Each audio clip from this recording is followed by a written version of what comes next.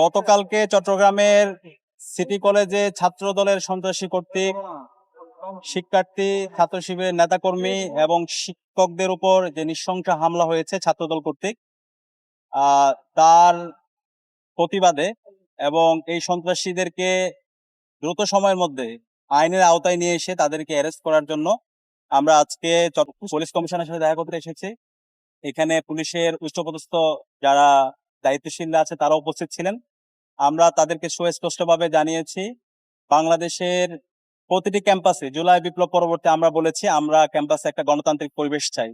ক্যাম্পাসের মধ্যে বহিরাগত সন্ত্রাসী নিয়ে এসে হকি স্টিক, চাপাতি অথবা দেশীয় অস্ত্রের মাধ্যমে শিক্ষার্থীদের উপর নির্যাতন করা, নিপীড়ন করা, সেই ধরনের হামলার সাথে যারা জড়িত থাকবে তাদেরকে যেন আইডেন্টিফাই করে বিচারের আওতায় নিয়ে আসা হয়, সেই কথাগুলো আমরা বলেছি।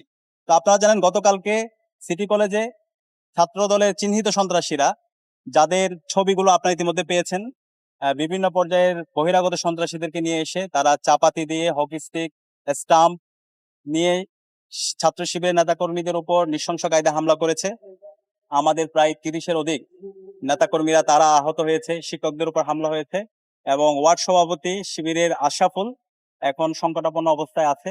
তার পায়ের গোড়ালি একদম চাপাতি দিয়ে মেরে পায়ের গোড়ালি বিচ্ছিন্ন করে দেওয়া হয়েছে এবং এখন আমরা তাকে ঢাকায় নেওয়ার জন্য প্রস্তুতি নিচ্ছি। তো সব মিলিয়ে আরো অনেকের মাথায় আঘাত করা হয়েছে, বুকে আঘাত করা হয়েছে, বিভিন্ন জায়গায় শরীরের নৃশংস কায়দায় হামলা করা হয়েছে। তো এই হামলার সাথে যারা জড়িত আছে আমরা সকল ফুটেজ গুলো সংগ্রহ করেছি। এই সকল ফুটেজ গুলো আমরা পুলিশের কাছে হস্তান্তর করেছি এবং একই সাথে আমরা ওনাদের কাছে জিজ্ঞেস করেছি। গতকালকে আমরা দেখতে পেয়েছি পুলিশের সামনেই এই ছাত্র দলের সন্ত্রাসীরা বহিরাগত নিয়ে এসে চাপাতি দিয়ে, হকি স্টিক দিয়ে তারা শিক্ষার্থীদের উপর, শিক্ষকদের উপর এবং ছাত্র শিবিরের নেতাকর্মীদের উপর হামলা করছিল। ওই সময়ে কেন পুলিশ সাইলেন্ট অবস্থায় ছিল, নীরব অবস্থায় ছিল? এবং আমরা ফেসিবাদী আমলে এই ধরনের ছাত্রলীগ যখন শিক্ষার্থীদের উপর হামলা করতো তখন আমরা দেখতে পেয়েছিলাম এই ধরনের ল এনফোর্সিং এজেন্সি, পুলিশ এবং রাষ্ট্রীয় অন্যান্য প্রশাসনগুলো তারা নীরব থাকতো। তো জুলাই বিপ্লবের পরে কেন এই ধরনের আইন শৃঙ্খলা বাহিনী এই ধরনের হামলা কিভাবে তারা বৈধতা দেয়, তারা কেন নীরব ছিল?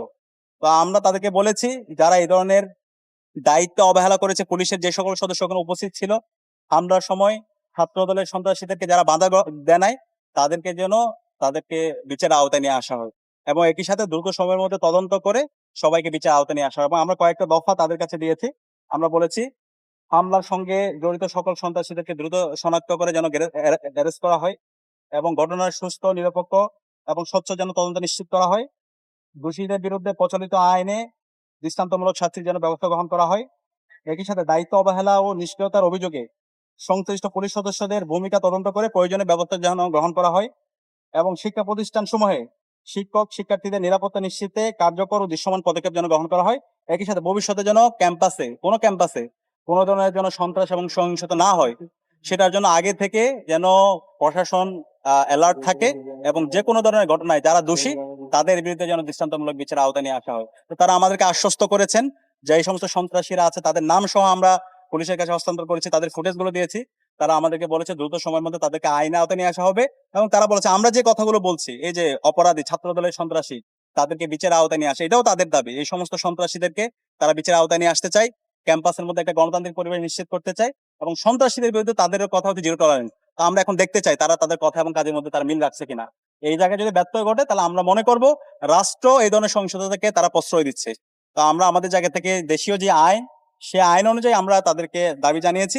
একই সাথে আমাদের যে ভিকটিম যারা আহত হয়েছে তারা এই সন্ত্রাসীদের বিরুদ্ধে মামলা করবে, সেই মামলার প্রস্তুতি আমাদের চলছে এবং সেই মামলার ক্ষেত্রে আমরা তাদেরকে অনুরোধ করেছি তারা যেন তাদের জায়গা থেকে আমাদেরকে সহযোগিতা করে এবং অপরাধীদেরকে দ্রুত সময়ের মধ্যে অ্যারেস্ট করে।